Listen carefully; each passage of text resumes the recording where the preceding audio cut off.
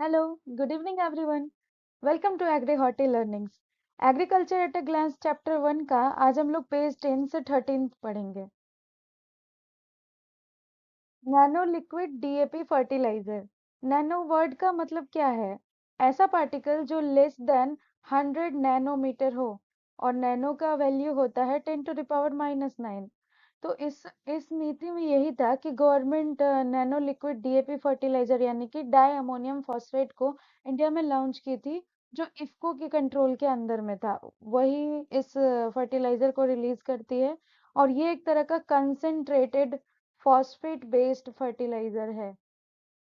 ये प्रोवाइड करता है फॉस्फोरस और साथ ही साथ न्यूट्रिशन क्रॉप की ग्रोथ और डेवलपमेंट के लिए। ये जो नैनो डीएपी जॉइंटली मैन्युफैक्चर्ड होता है, मतलब दोनों साथ में एक बार में ही बन जाता है नैनो डीएपी। उसके बाद है अगला इंटरेस्ट सबवेंशन। सबवेंशन का मतलब क्या होता है? अनुदान।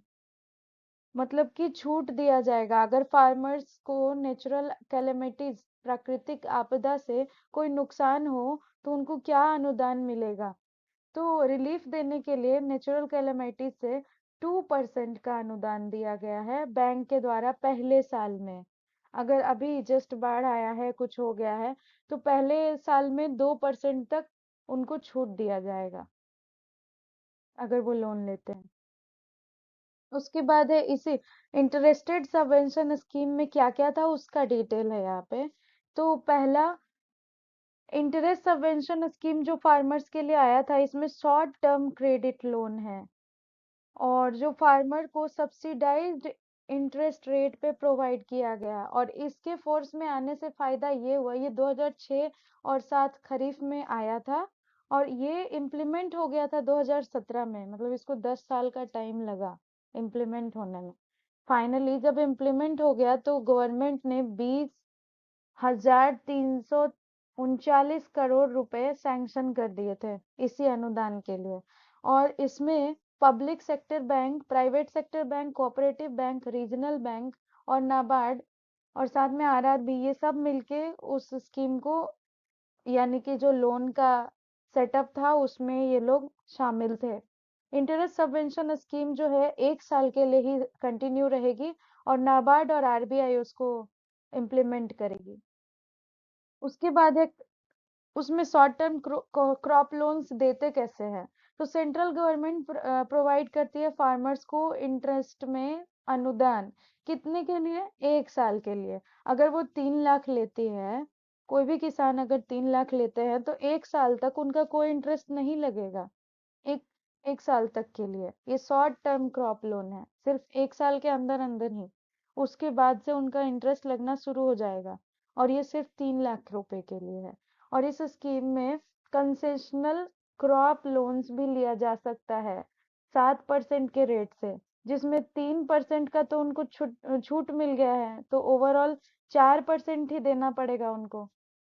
और इसमें अगर वो इंटरेस्ट लेना चाहें तो इलिजिबल हो जाते हैं वो 5% या उससे ज्यादा के लिए भी। मतलब कि 2% का और छूट मिल सकता है बाद में। The amount of subvention is calculated on the amount of crop loan. मतलब आप कितना अमाउंट ले रहे हैं उस पर डिपेंड भी करता है। और डिसइम्बर्समेंट क्या होता है? मतलब आपको जितना रकम देना है ये कैलकुलेट किया जाएगा क्रॉप लोन। अच्छा, मैं एक चीज बता देती हूँ, शॉर्ट टर्म लोन और लॉन्ग टर्म लोन क्या होता है। शॉर्ट टर्म लोन वो होता है जो 1 साल के अंदर में आपको रीपे करना हो, डिसइम्बर्स करना, मतलब रीपेमेंट कर देना हो, चुका देना हो जाके। और लॉन्ग टर्म लोन वो होता है जो 3 से 25 साल तक में आप कभी भी चुका सकते हैं। और एक बीच में इंटरमीडिएट लोन भी होता है जो 1 से 3 साल के अंदर में चुकाना होता है। कहीं कहीं पे शॉर्ट टर्म लोन को 6 महीने के लिए दिखाया जाता है, तो यहाँ पे 1 साल के लिए डिनोट किया गया है। उसके बाद है interest subvention for post harvest. अब तो आपने कटाई कर ली लेकिन बेचने में मुसीबत आ गई या नुकसान हो गया, तो उसको डिस्ट्रेस, मजबूरी में आप कम दाम में बेचना शुरू करेंगे, उसको डिस्ट्रेस सेल बोल रहे हैं। कम से कम जितना लागत है उतना तो निकल जाए, ऐसा सोच के आप बेचना शुरू कर दिए। तो उसके स्टोरेज में, वेयर हाउस में रखवाने के लिए negotiable warehouse receipt, receipt पे जितना लिखा है उसको 6 महीने तक आप केसीसी होल्डिंग, स्मॉल और मार्जिनल फार्मर के पास केसीसी होती है, उसके ऊपर से आप उस पे लोन ले सकते हैं, पोस्ट हार्वेस्ट लोन ले सकते हैं, और जिसमें अनुदान दिया जाएगा, और ये इम्प्लीमेंट की जाएगी नाबार्ड और आरबीआई के द्वारा। और रिलीफ देने के लिए कम से 9% पे उनको लोन लेना होगा, जिसमें से सेंट्रल गवर्नमेंट 2% का अनुदान दे रही है। कितने दिन के लिए? 6 महीने तक के लिए। उसके बाद है सबवेंशन। दीनदयाल अंत्योदय योजना, नेशनल रूरल लाइवलीहुड मिशन, जिसको एनआरएलएम बोलते हैं। इसमें एक एसआरएलएम भी है। एसआरएलएम यहाँ पे है। इसका मतलब, एन का मतलब सिंपली नेशनल था ना, तो एस का मतलब स्टेट होगा, जो राज्य के अंदर में है। तो डे, इसका शॉर्टकट नेम है, दीनदयाल अंत्योदय को डे बोला गया है। डे, एनआरएलएम का इंटरेस्ट कितना अनुदान है? इसमें डिफरेंस यही है कि जो लेंडिंग रेट है ना बैंक का, वो 7% ओवरऑल क्रेडिट पे दे रहे हैं। और women self help group, SHG, यहाँ पे क्या है? सेल्फ हेल्प ग्रुप, जो महिलाएं अपना खुद से सहकारी ग्रुप बनाती है ना, एक तरह से, उन लोगों को मैक्सिमम इतना का लोन दिया जाएगा। और जो पूरी कंट्री में दो तरीकों से है। पहला तरीका है कि 150 आइडेंटिफाई, कुछ डिस्ट्रिक्ट्स को आइडेंटिफाई कर लिया जाएगा कि यहाँ यहाँ पे हम लोन देंगे, या जो भी है। Bank women self help group को 7% के रेट पे इतना का अनुदान देगी। और उसके बाद एडिशनल इंटरेस्ट 3% का उनको छूट मिलेगा। तो 7% पे दी थी, 3% का छूट मिल गया, तो 4% ही देना पड़ा। और दूसरा तरीका है कि सेल्फ हेल्प ग्रुप अपने आप को रजिस्टर करवाएगी एसआरएलएम के अंदर, और उसके बाद वो इंटरेस्ट लेने के लिए एलिजिबल हो जाएगी 3 लाख रुपए, और फिर बाद में उसको एसआरएलएम से ही वापस देना होगा पैसा। एनआरएलएम इसमें कोई रोल नहीं प्ले करेगी। ये डिस्ट्रिक्ट के अंदर ही हो रहा है। वो वाला डिस्ट्रिक्ट आइडेंटिफाइड था, ये वाले में आइडेंटिफाइड नहीं है। तो ये लोग जाके स्टेट वालों से बात करेंगे, एसआरएलएम से बात करेंगे, और वहां से लोन का लेन देन होगा। और इनको सिर्फ 3 लाख का ही है छूट। उम्मीद है मैंने ठीक ठाक समझा दिया है। 3 लाख अमाउंट यहाँ भी है, लेकिन ये आइडेंटिफाइड डिस्ट्रिक्ट्स के लिए है। और ये वाली 3 लाख एसआरएलएम के अंदर में है। किसान रथ, अगला है किसान रथ। ये एक तरह का मोबाइल ऐप है, जो फैसिलिटेट करता है फार्मर्स को, ट्रेडर्स को, ट्रांसपोर्टर्स को, और अपने एग्री प्रोड्यूस को बेचने के लिए। ये दो एनुअल रिपोर्ट 2020-21 का जो भी प्रोड्यूस है, वो उस पे, उसके हिसाब से ये लागू हुआ। 159 मार्केट, यानी 160 से एक कम, इतने सारे मार्केट्स उसमें ज्वाइन है, और फूड वेस्टेज को रोकने की कोशिश कर रहे हैं। सप्लाई चेन उसमें ऐड हो गया है। Department of agriculture cooperation and farmer welfare के अंडर में ये ऐप लॉन्च हुआ है। किसान रथ ऐप जो है, स्मूथ सप्लाई लिंकेज प्रोवाइड करती है। इसमें FPOs, warehouses, APMC mandi, intra state यानी स्टेट के अंदर वाले, और इंटर स्टेट यानी दो स्टेट्स के बीच, ये सब उसमें जुड़े होते हैं, और टाइमली ट्रांसपोर्टेशन में हेल्प करते हैं।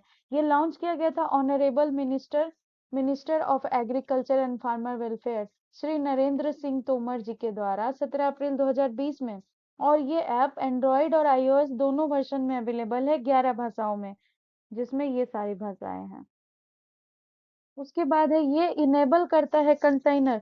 कंसाइनर कौन है? जो साइन कर रही है, जो उस ऐप में अपना नाम पता रजिस्टर की है खुद को, मतलब हम ऐप यूज कर रहे हैं तो हम कंसाइनर हुए, और हम उसमें जुड़े हुए हैं क्योंकि मेरा प्रोड्यूस उसमें बिक रहा है, तो हम कंसाइनर हुए। फार्मर, एफपीओ, ट्रेडर, यहाँ ब्रैकेट में बताया भी है। तो उन लोग क्या करेंगे? ट्रांसपोर्टेशन का रिक्वायरमेंट, लोड रिक्वेस्ट वहां पे ऑनलाइन करेंगे, और ऐप क्या करेगी? डिसेमिनेट करेगी कि ठीक है, आपको इतना ट्रांसपोर्ट सर्विस प्रोवाइड किया जाएगा। आप उसमें ट्रांसपोर्टर टाइप, आपको किस टाइप का व्हीकल चाहिए, कितने दूर तक भेजना है, आपको कितना वजन है, आपके जो भी आप प्रोड्यूस दे रहे हैं वहां पे। तो सर्विस प्रोवाइडर वहां पे आएंगे, और लोड रिक्वेस्ट को, पोस्ट को करके कंसाइनर से नेगोशिएट करके डील फाइनल करेंगे, और वहां से प्रोड्यूस को उठा के ले जाएंगे जहां भी सेल करना है। ये किसान रथ रथ का मतलब ही है वहां से उठा के कहीं और पहुंचाने में हेल्प करना। फॉर यूजर रजिस्ट्रेशन, पहले लोड रिक्वेस्ट या रजिस्ट्रेशन करने के लिए किसान रथ को ई नाम, अभी पिछले क्लास में मैंने ई नाम बताया था, ई नाम और फार्म मोबाइल ऐप, ये सारे से भी आप रजिस्टर हो, अगर उस पे रजिस्टर किए इस पे आप ऑटोमेटिकली रजिस्टर है, और आप किसान रथ और ई नाम सब आपस में लिंक्ड है, और फिर आप इससे अपना प्रोड्यूस को दूसरे जगह आप भेज सकते हैं या बेच सकते हैं। उसके बाद 15/12/2020 यानी दिसंबर के आसपास से 4.5 लाख से ज्यादा फार्मर्स, 90,000 ट्रेडर्स और 1900 एफपीओज, 26,000 सर्विस प्रोवाइडर्स और 7 मेजर ट्रक एग्रीगेटर्स, एक ट्रैक्टर ट्रॉली एग्रीगेटर, ये सारे लोग उनसे जुड़ गए थे, और टोटल 8,426 पोस्ट लोड रिक्वेस्ट हुआ था। अब है अगला सब mission on agro forestry. Agro forestry ये लॉन्च हुआ था ना कि हर मेड़ पे पेड़ लगाना है।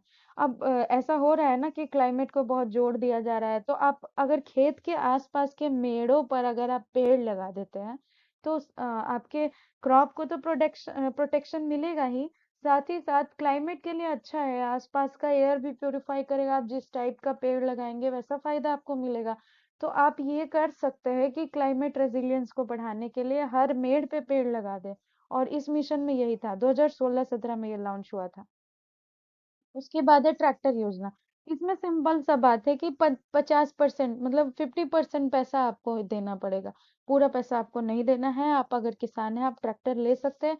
इस स्कीम को लॉन्च किया गया था सेंट्रल गवर्नमेंट के द्वारा, और इस स्कीम में स्मॉल और मार्जिनल फार्मर्स को ही दिया जा रहा है, ये लार्ज फार्मर्स को नहीं दिया जा रहा है। उसके बाद इसमें इतना ही था। उसके बाद है पीएम कुसुम, प्रधानमंत्री किसान ऊर्जा सुरक्षा एवं उत्थान महाअभियान। इसको शॉर्टकट में पीएम कुसुम बोलते हैं, फुल फॉर्म भी कभी कभी पूछती है, इसलिए फुल फॉर्म आप ध्यान में रखिएगा। उसके बाद है एनर्जी सिक्योरिटी। अब उन ये ऑनर किया गया था इंडिया का कमिटमेंट ऐसा था कि इलेक्ट्रिक पावर और नॉन फॉसिल फ्यूल, मतलब उसमें कोल पेट्रोल ऐसा कुछ ना देना पड़े, ऐसा ऐसा कुछ फ्यूल का हम उन सोर्स हर किसान को अवेलेबल करवाएं, कम से कम 40% 2030 आते आते तक। और इंटेंडेड नेशनली डिटरमाइंड कंट्रीब्यूशंस, ये आईएनडीसी के तहत में ये किया गया। इसमें 3 कंपोनेंट था, 2019 में तीनों कंपोनेंट को लॉन्च किया गया, जिसमें कंपोनेंट ए में था कि 10,000 मेगावाट का अगर आपको ग्रिड चाहिए, तो रिन्यूएबल रिन्यूएबल यहाँ पे वर्ड यूज हुआ है तो ध्यान देंगे। रिन्यूएबल वैसे एनर्जी सोर्स को कहते हैं जिसको आप दोबारा रिचार्ज कर सके, जैसे कि सनलाइट है, जैसे पानी है, ये सब रिन्यूएबल रिसोर्सेज है। पर कोल को हम दोबारा नहीं ला सकते, एक बार जल गया तो जल गया। लेकिन वाटर जो है वाटर साइकिल से वापस आपके पास आ सकती है, धूप आ सकती है। तो रिन्यूएबल एनर्जी पावर प्लांट यहाँ पे बैरन लैंड, ये वर्ड भी है बैरन, यानी कि जो बंजर भूमि है उसी पे ये लगाने का रखा गया था मोटो। और उसके बाद इसमें 500 किलोवाट से 200 मेगावाट तक सेटअप किया जाएगा फार्मर्स के द्वारा, और बचा हुआ जो है बचा हुआ उसमें अलग से डिस्कॉम का जो बड़े बड़े इलेक्ट्रिसिटी का पिलर्स लगा होता है ना, डिस्कॉम जो इलेक्ट्रिसिटी यहाँ से वहां भेजते हैं, उस तरह का लोकल डिस्कॉम उसके साथ ज्वाइन हो जाएगी और सोलर पैनल से कनेक्ट कर देगी, और बाकी का एनर्जी को ट्रांसमिशन लॉस से बच जाएगा। यही था कंपोनेंट ए। कंपोनेंट बी में था कि 17.5 लाख अकेले सोलर एग्रीकल्चर पंप, ये वाला जो है इसमें सिर्फ 7.5 हॉर्स पावर का ही डीजल, यहाँ पे डीजल यूज किया गया था, ये रिन्यूएबल नहीं था क्योंकि इसका अमाउंट ज्यादा है, तो डीजल एग्रीकल्चर पंप में रहेगा, और बाकी बचा हुआ जो है वो फाइनेंशियल सपोर्ट दिया जाएगा। ये कंपोनेंट बी था। और कंपोनेंट सी में था कि 10 लाख ग्रिड एग्रीकल्चर पंप से कनेक्ट कर दें। तो पंप में कनेक्ट करने के लिए इसमें इंडिविजुअल फार्मर जो है अपना सोलराइज्ड पंप से ही कनेक्ट कर लेगी, इसमें अलग से कुछ नहीं था। और अगर एक्सेस पावर उनको चाहिए इरिगेशन करवाने के लिए तो वो डिस्कॉम से प्री फिक्स्ड टैरिफ, मतलब उसमें भी कंपोनेंट ए में भी ये वर्ड आया था, प्री फिक्स्ड टैरिफ। टैरिफ का मतलब होता है लोन, वो पहले से मतलब परसेंटेज आपको जितना जीएसटी वगैरह जो आप अभी देख रहे हैं टैक्स एक तरह से आपको पहले से वो फिक्स रहती है, इतना अमाउंट आपको देना है, तो आप डिस्कॉम से कनेक्ट होकर वहां से आप खरीद के लेना पड़ेगा। और ये स्कोप था पीएम कुसुम का कि वो बाद में 1 साल के बाद इम्प्लीमेंट होने के बाद वो मॉडिफाई हो गया था। ये 3 कंपोनेंट था। उसके बाद है central financial assistant CFA, state government support. इसमें 2 कंपोनेंट है। इसमें भी 3 ही है लेकिन बी और सी लगभग सेम ही है। तो इसमें था कि प्रोक्यूरमेंट बेस्ड इंसेंटिव, मतलब कि आपको यहाँ पे रेट दिया हुआ है 40 पैसे 1 किलोवाट एनर्जी के लिए आपको 40 पैसे। अदरवाइज 6.5 लाख पर 6.5 लाख मेगावाट पर ईयर ये आपको देना पड़ेगा पहले 5 साल तक में। आपको खरीद के इसी रेट से आपको वो क्या करेगी, बिल जो आपका इलेक्ट्रिसिटी है वो प्रोवाइड करेगी। और उसके बी और सी में था कि 30% ही देना है, बाकी बचे हुआ 30% जो है स्टेट गवर्नमेंट पे कर देगी, 40% फार्मर्स को देना है, पूरा नहीं देना है। आज के लिए इतना ही। फिर अगले दिन हम लोग रिवॉल्यूशन पढ़ेंगे और फर्स्ट इन एग्रीकल्चर कौन है। तो पेज नंबर आगे के पेज नंबर में यही सब दिया हुआ है। तो यहाँ तक के लिए please subscribe my channel and press the bell icon. Stay tuned.